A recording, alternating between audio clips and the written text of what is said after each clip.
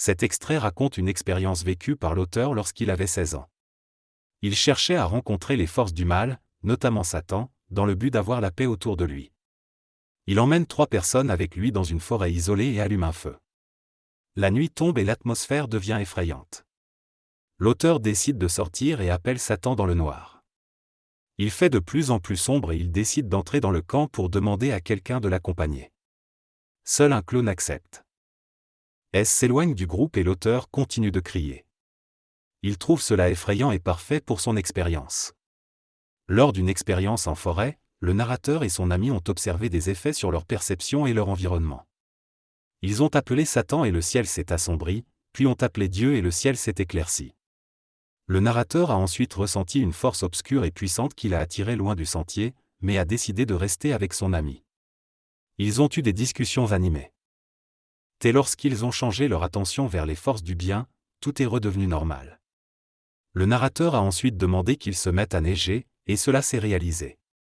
Il a réalisé que son innocence à l'âge de 16 ans lui a permis de ne pas être bloqué par l'idée que ce qu'il demandait n'était pas possible. Il se demande si c'était lui qui était en harmonie avec une météo capricieuse ou s'il a réussi à influencer les forces surnaturelles. Ils sont finalement retournés au chalet, et l'histoire se termine ici. Le narrateur réfléchit sur la nature de la prière et du pouvoir des forces du bien et du mal. Il se rend compte que les prières sont souvent utilisées comme des ordres plutôt que des demandes. Il évoque l'influence du Nazaréen, Jésus, et de son message d'amour, qui était une nouveauté à son époque. Le narrateur explique également comment il a enseigné à ses élèves à exprimer leur colère mentale pour créer de l'espace psychologique et fait le lien avec la nécessité de comprendre la mécanique des forces positives et négatives pour les contrôler. Il conclut en soulignant que l'échappatoire à ces forces est un travail intérieur long et complexe. Dans ce texte, l'auteur aborde les mécanismes des forces du mal et comment ils influencent notre perception de la vie. Il explique que chaque individu interprète les informations nouvelles en fonction de ses expériences passées, ce qui limite notre capacité à assimiler de nouvelles connaissances. Il fait référence à l'importance de l'éducation et de la formation pour lutter contre l'ignorance, qui est selon lui une forme de mal. L'auteur souligne également que pour contrôler les forces du mal et se sentir bien, il est nécessaire de comprendre le monde dans lequel nous vivons et de changer notre vision du monde. Il parle de 2 mécanismes auxquels nous sommes tous soumis, la souffrance et la mort, et suggère que l'humain a tendance à s'autodétruire. Il mentionne l'utilisation de l'additif alimentaire glutamate monocytique comme exemple de substance qui détruit l'humain. En résumé, l'auteur soulève la question des forces du mal et de leur influence sur notre vie, en mettant l'accent sur la nécessité de changer notre perception du monde pour contrôler ces forces et se sentir bien. Sur la planète, il se passe des événements liés à de grandes forces maléfiques qui cherchent à nous nourrir de glutamate.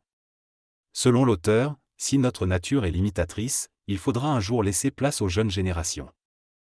Ou à d'autres formes d'expression, comme la philosophie. Ces concepts peuvent expliquer des phénomènes, tels que l'intelligence au Rwanda ou l'expression des forces divines dans le monde. Selon l'auteur, il est important de comprendre ces concepts afin de travailler sur les mécanismes qui nous obligent à nous exprimer d'une certaine manière, plutôt que de se concentrer uniquement sur notre psychologie. Il souligne également l'importance de contrôler notre expression et que cela peut s'apprendre. Elle affirme que la majorité de nos actions dans la vie sont en réalité destinées à attirer la misère, le malheur et la souffrance, et à nous auto-détruire physiquement. Il mentionne également que certaines personnes font des choix qui les rendent malheureuses malgré leurs aspirations au bien-être, et que les actions positives demandent souvent plus d'efforts que les actions négatives. L'auteur suggère que la religion et la prière ne suffisent pas à changer notre vie, car nous restons dépendants. Elle encourage plutôt à observer notre propre vie et à accepter certaines particularités physiques tout en cherchant à s'améliorer. Dans ce texte, l'auteur aborde divers sujets tels que la préoccupation de l'apparence physique et des produits de beauté, l'écoute active, les relations interpersonnelles et la compréhension des forces du mal. Il souligne les dangers de certains produits de beauté sur la santé, comme le Cléracil qui augmente les risques de cancer de la peau. L'auteur constate également que lors des conversations, les gens ont tendance à ne pas écouter pleinement ce que dit l'autre, mais plutôt à penser à ce qu'ils vont dire ensuite. Il affirme également que les relations interpersonnelles peuvent être affectées par des mécanismes prévisibles et contournables. Enfin, il évoque la relation entre les jours où il se sent bien psychomotivement et les résultats positifs qu'il obtient, ainsi que le processus d'encrassement des moteurs de voiture et la capacité de la science et de la Religion à décrire les mécanismes sans les comprendre pleinement. Dans ce discours, l'orateur évoque sa récente expérience de tondre sa pelouse avec une tondeuse à essence qui était presque vide. Au début, il se demandait s'il y aurait assez d'essence pour terminer la tâche, mais il décide de se concentrer sur la coupe du gazon plutôt que de s'inquiéter. Finalement, il réussit à tondre toute la pelouse sans problème. Cependant, il mentionne que lorsque des explications scientifiques sont fournies, elles tendent à ne pas refléter l'expérience qu'il a vécue réellement. Il explore également l'idée qu'il est important de ne pas attribuer d'émotion ou d'intention à des mécanismes ou des processus mécaniques. Il souligne que les êtres humains ont le pouvoir de prendre le contrôle de leur bien-être en comprenant ces mécanismes. En conclusion, il annonce des informations sur un séminaire à venir et recommande une pratique appelée l'Ardenne.